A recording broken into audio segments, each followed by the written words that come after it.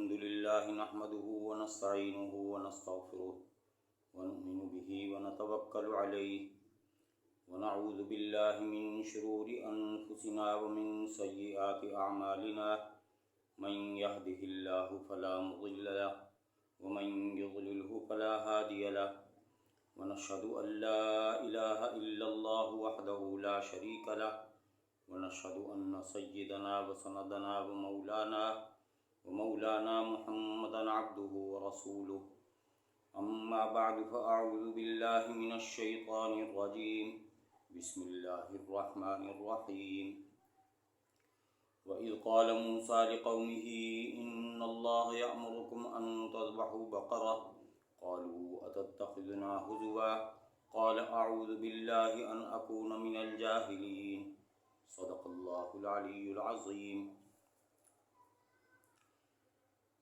محترم سامعین، سورہ بقرہ کی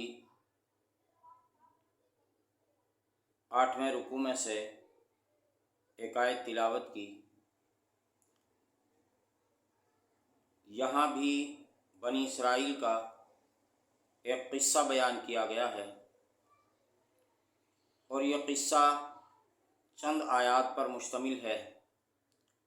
تمام آیات تلاوت کی جاتی مگر خطبہ طویل ہو جائے گا، اس لیے صرف پہلی آیت پر اکتفا کیا۔ قصہ ان آیات میں کیا بیان کیا گیا اور یہ قصہ بیان کرنے کا مقصد کیا اور اس میں حکمت کیا ہے جو قرآن شریف میں یہ قصہ بیان کیا گیا ہے۔ قصہ یہ ہے، حضرت موسیٰ علیہ السلام کے زمانے میں آپ کی قوم بنی اسرائیل کا ایک آدمی تھا جس کا نام تھا عامیل۔ یہ بہت امیر آدمی تھا، مالدار آدمی تھا۔ اس کی مالداری پر لالچ ہوا اس کے بھتیجے کو، اور اس نے اپنے ساتھ چند ایک آدمی رشتہ دار جو وارث تھے ان کو ملا کر انہوں نے سوچا کہ چاچا میاں کی زندگی کب تک ہے، چچا کا کب تک انتظار کریں، ان کا پہلے ہی کام تمام کر دیں اور جو مال ہے وہ حاصل کر لیں۔ مال حاصل کرنے کے لیے کب تک انتظار کریں کہ کب یہ ٹرکیں گے اور کب مال ملے گا، تو پہلے ہی ان کا کام تمام کر دیا جائے۔ چنانچہ ان کو جنگل میں لے جا کر چچا میاں کو اور ان کا کام تمام کر دیا۔ پھر یہ ہوا، جب قتل کر دیا گیا تو رشتہ داروں نے شور مچایا، اور ان رشتہ داروں میں یہ بھی شامل ہو گئے جو قاتل تھے کہ ان کے قاتل کون ہیں، ان کے قاتل کون ہیں، ان کے قاتل کون ہیں۔ کچھ بھی معلوم نہ ہوا کہ اس آدمی کا قاتل کون ہے۔ آخر بنی اسرائیل نے حضرت موسیٰ علیہ السلام سے مطالبہ کیا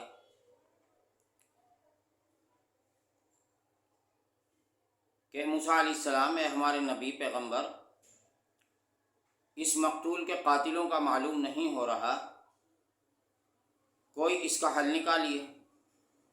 حضرت موسیٰ علیہ السلام نے اللہ تعالیٰ سے دعا فرمائی کہ یا اللہ، میری امت کے یہ لوگ فلاں مقتول کے قاتل کا پتہ کرنا چاہتے ہیں۔ اللہ تعالیٰ نے فرمایا کہ ان سے کہو کہ ایک گائے ذبح کریں اور اس گائے کا ایک حصہ گوشت کا وہ مقتول کے جسم سے لگائیں، اور وہ زندہ ہوگا اور وہ بتا دے گا۔ یہاں ضمناً عرض کر دوں لوگ اولیاء اللہ کو عالم الغیب کہتے ہیں، جبکہ حضرت موسیٰ علیہ السلام نے بذریعہ وحی ان کو بتایا۔ جب نبی عالم الغیب نہیں ہو سکتے تو اولیاء اللہ کیسے ہو سکتے ہیں؟ ہاں، الہام کا انکار نہیں، کرامات کا انکار نہیں، کرامات کا ظہور اولیاء کرام سے ہوتا ہے، الہام اولیاء اللہ کو ہوتا ہے، لیکن ان الہامات کی بنیاد پر ان کو عالم الغیب ثابت کرنا یہ گمراہی ہے۔ تو حضرت موسیٰ علیہ السلام نے اپنی قوم کے لوگوں کو بتایا کہ اللہ تعالیٰ کا یہ حکم ہے۔ وَإِذْ قَالَ مُوسَىٰ لِقَوْمِهِ، اور اس وقت کو یاد کرو جب موسیٰ علیہ السلام نے اپنی قوم سے فرمایا، ان اللہ یأمرکم، بے شک اللہ تم کو حکم دیتا ہے، ان تذبحوا بقرہ، کہ ذبح کرو ایک گائے۔ قالوا اتتخذنا ہزوا، تو وہ کہنے لگے کہ آپ ہم سے مذاق کر رہے ہیں۔ قال اعوذ باللہ ان اکون من الجاہلین، تو وہ کہنے لگے حضرت موسیٰ علیہ السلام، میں اللہ کا نبی ہوں، میں کیوں ایسا مذاق تمہارے ساتھ کروں گا دین کے معاملے میں دین کے معاملے میں مذاق نہیں کرتا، اور پیغمبر کی شان کے لائق نہیں ہے کہ دین کے معاملے میں مذاق کرے، اور پیغمبر کی عظمت کے لائق نہیں ہے کہ وہ اپنی قوم کے لوگوں سے، اپنی امت سے ہنسی مذاق کرے۔ اگر میں ایسا ہوں انا اکون من الجاہلین، تو میں تو جاہلوں میں سے ہوں گا، ناواقفوں میں سے ہوں گا۔ سب سے زیادہ معرفت انبیاء علیہ السلام کو حاصل ہوتی ہے۔ عارف باللہ سب سے بڑے انبیاء علیہ السلام ہوتے ہیں۔ تو یہ کیسے ہو سکتا ہے کہ ایک عارف باللہ اللہ کے معاملے میں، دین کے معاملے میں قوم سے مذاق کرے؟ ایسا نہیں ہے، اللہ تعالیٰ کا حکم اسی طرح ہے۔ جب حضرت موسیٰ علیہ السلام نے ان کو یہ تسلی دلائی کہ یہ ہنسی مذاق نہیں ہے بلکہ حقیقت ہے، اور اسی طرح تمہیں کرنا ہے، تب مقتول کے قاتل کا پتہ چلے گا، تو انہوں نے پھر طرح طرح کے سوالات شروع کر دیے۔ اب وہ کہتے ہیں کہ ذرا اس کی حقیقت بتائیے، وہ گائے کیسی ہو؟ تو حضرت موسیٰ علیہ السلام نے پھر اللہ کے حضور دعا کی اور جواب دیا ان کو کہ لا فارغ ولا بکر عوان بین ذالک، نہ تو باکرہ ہو، یعنی ایسی گائے بھی نہ ہو کہ اس میں بچے دیے ہوئے ہوں، اور نہ ایسی ہو بہت چھوٹی کہ جو بچے دے نہیں سکتی۔ عوان بین ذالک، بس اس کے درمیان ہو، ففعلوا ما تؤمرون، بس تمہیں جو حکم ہے، حکم دیا گیا ہے تمہیں، تم وہ کر گزرو۔ ایسی گائے کہیں سے لو اور ذبح کر دو، اور اس کا ایک حصہ کاٹ کر اور مقتول کے جسم سے لگا دو، معلوم ہو جائے گا، وہ زندہ ہو کے خود بتا دے گا۔ تو ابھی وہ مطمئن نہیں ہوئے، پھر سوال کرتے ہیں حضرت موسیٰ علیہ السلام سے کہ قالوا ادع لنا ربک یبین لنا ما لونھا، اب اس کا رنگ بھی بتا دیجئے کہ اس کا رنگ کیسا ہو، اپنے رب سے دعا کر کر کہ اس کا رنگ کیسا ہونا چاہیے۔ تو حضرت موسیٰ علیہ السلام نے اللہ تعالیٰ سے پوچھ کر پھر اپنی امت کو بتایا کہ اس کا رنگ کیا ہونا چاہیے۔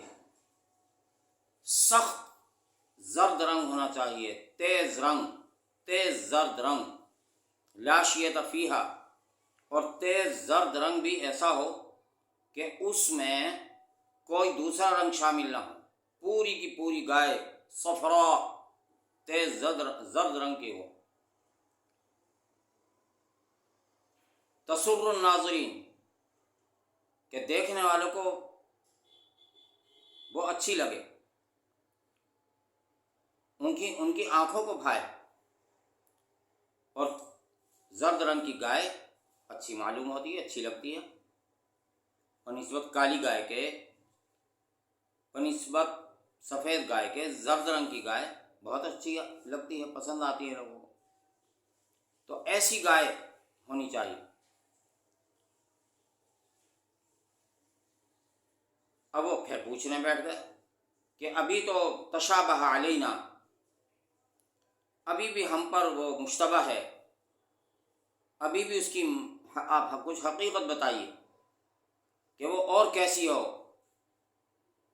تو حضرت موسیٰ علیہ السلام نے اللہ تعالیٰ سے دعا کر کے پھر ان کو بتایا، لا ذلول تثیر الارض ولا تسقی الحرث مسلمۃ لا شیۃ فیہا، فرمایا کہ وہ ایسی کام کرنے والی نہ ہو کہ جو زمین کو جوتتی ہو، کھیتوں کو پانی دیتی ہو،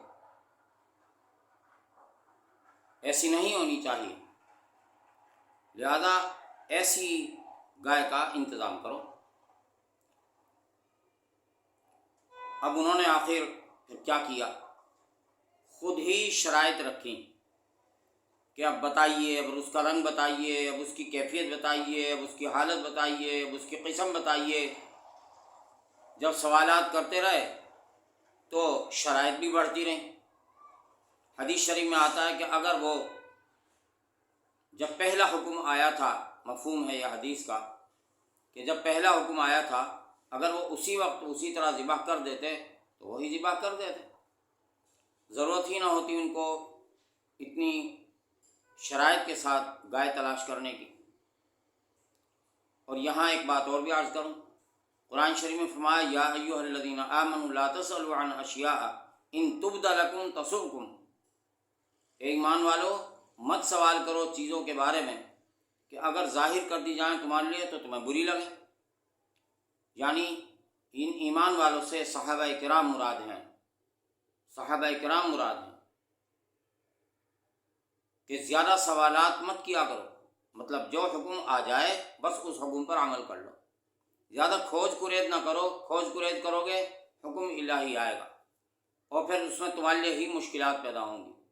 لہذا سر تسلیم خم کر دو، جو اللہ کے رسول کا حکم ہو اسے پورا کر دو، بس عمل کرتے جاؤ۔ یہاں ضمناً یہ بھی بتا دوں، بعض لوگوں کو عمل کی پرواہ نہیں ہوتی، مولوی صاحب کو دیکھ کر سوالات کی بوچھاڑ کر دیتے ہیں کہ اگر یوں ہو، اگر یوں ہو، اگر ایسا ہو، اگر ویسا ہو۔ میرے بھائیوں، آپ کے ساتھ جو مسئلہ آپ کو درپیش ہے آپ صرف وہ مسئلہ دریافت کریں عالم سے، بس اس کا جواب مل جائے تو پھر آپ اس پر عمل کریں، آپ کو کھوج کرید کرنے کی ضرورت نہیں ہے۔ بعض لوگ دو قسم کے ہوتے ہیں، بعض تو وہ ہوتے ہیں جن کو عادت ہوتی ہے مولوی صاحب کی علمیت کا اندازہ کرنے کی، بعض وہ ہوتے ہیں جو یوں سوال کرتے ہیں کہ جو بھی عالم ملے ان سے سوال کر لیا، دیکھیں یہ عالم کیا جواب دیتے ہیں، انہوں نے تو یہ جواب دیا تھا، جواب پہلے سے ذہن میں ہوتا ہے، تو اس طرح کے امتحانات میں نہیں ڈالنا چاہیے۔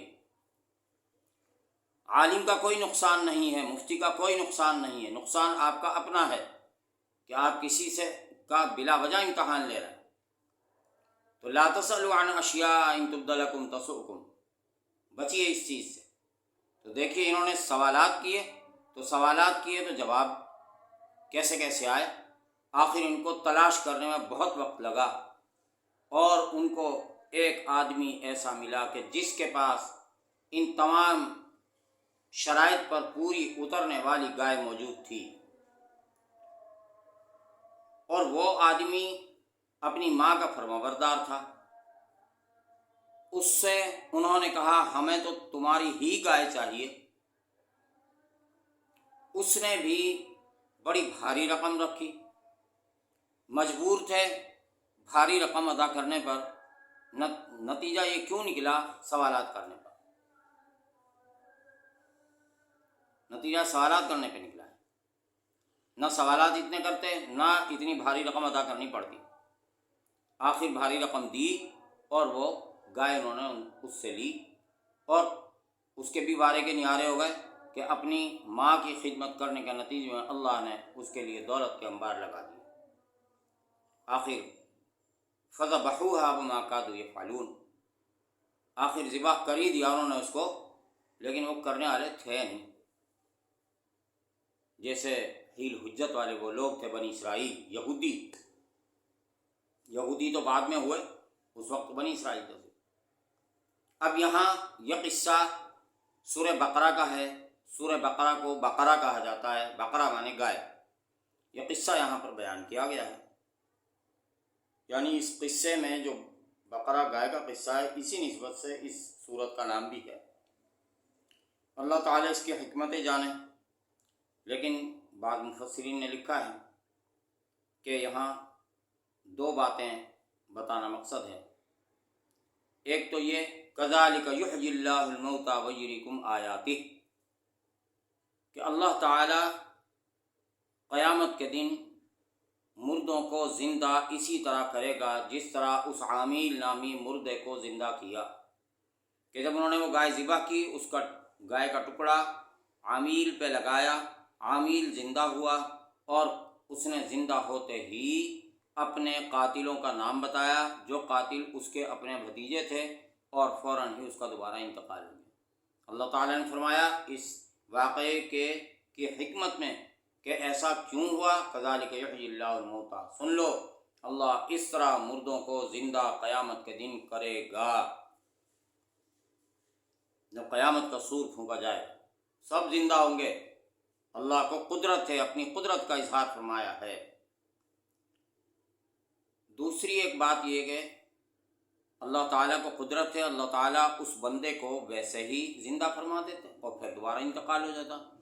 گائے کا ذبح کرنے کا حکم کیوں دیا گیا؟ مفسرین نے لکھا وجہ اس کی یہ ہے کہ یہ لوگ بنی اسرائیل جب فرعون کی سلطنت میں رہتے تھے، اور اس وقت وہ چونکہ گائے کے پجاری تھے، ان پر بھی اثرات آ گئے تھے گائے کی تعظیم کے، تو ان کے دلوں میں اگرچہ یہ حضرت موسیٰ علیہ السلام پر ایمان لے آئے تھے، مگر ابھی کچھ کسر باقی تھی گائے کی تعظیم کی، اس لیے اللہ تعالیٰ نے خاص طور سے گائے کے ذبح کرنے کا حکم فرمایا، تاکہ جو تعظیم ان کے دل میں ہے وہ ختم ہو، کہ ایک ایسی چیز جس کی تم تعظیم کرتے ہو بحیثیت معبود کے، تو وہ معبود ہونے کے لائق نہیں ہے۔ اگر تھوڑا سا ہم آج کے دور کے دیکھیں تو گائے کی آج بھی پوجا ہوتی ہے۔ بہرحال یہ حکمت تھی گائے کو ذبح کروانے میں، اور یہ ثابت کرنا تھا کہ قیامت کے دن اللہ جل جلالہ اسی طرح اپنے بندوں کو زندہ فرمائیں گے۔ یہ واقعات جتنے قرآن شریف میں بیان کیے جاتے ہیں، حکمت کے تحت بیان کیے جاتے ہیں، ان میں کوئی نہ کوئی سبق ہوتا ہے۔ تو یہاں یہ عقیدے کی درستگی ہے کہ عقیدہ اپنا یہ پختہ کر لو کہ ایک دن زندہ ہونا ہے۔ اللہ تعالیٰ نے فرمایا هل اتى على الانسان حين من الدهر لم يكن شيئا مذكورا، یہ بتا دے آدمی جو زندہ آدمی ہے، جو یہ کہتا ہے کہ ہم، یعنی مشرک جو کہا کرتے تھے کہ ہم مر کر مٹی ہو جائیں گے تو پھر کس طرح دوبارہ زندہ ہوں گے۔ اللہ تعالیٰ نے فرمایا کیا وقت نہیں آیا تھا انسان پر ایسا کہ جب اس کا کوئی ذکر نہیں تھا، وجود ہی نہیں تھا؟ جس رب نے تمہیں عدم سے وجود بخشا ہے، وہ رب تمہیں موت کے بعد دوبارہ بھی زندہ کر سکتا ہے۔ اور دوستو، جب دوبارہ زندہ ہوں گے، جب قیامت آئے گی، لیکن ہر ایک آدمی کے مرنے کے بعد اس کی تو قیامت شروع ہو ہی جاتی ہے، کیونکہ معاملہ پھر آخرت کا شروع ہو جاتا ہے، جزا سزا کا، قبر کا، عذاب کا، ثواب کا۔ من مات فقد قامت قیامتہ، بس جو مر گیا تو اس کی قیامت قائم ہو گئی۔ اس لیے مرنے کا کوئی پتہ نہیں ہے، کون آدمی کب اس کی زندگی کا معاملہ پورا ہو جائے اور وہ یہاں سے رخصت ہو جائے۔ اس لیے اپنی اس آخرت کی، اس قبر کی فکر کرنی چاہیے۔ اللہ تعالیٰ نے فرمایا کہ ایمان والو اللہ سے ڈرو، اور دیکھ لے ہر ایک آدمی کہ اس نے کل کے لیے کیا تیاری کی ہے، تو ہر آدمی اپنی زندگی کے بعد کی زندگی کو کل کی زندگی سمجھے۔ اللہ پاک ہم سب کو سمجھ عطا فرمائے۔ وآخر دعوانا الحمدللہ۔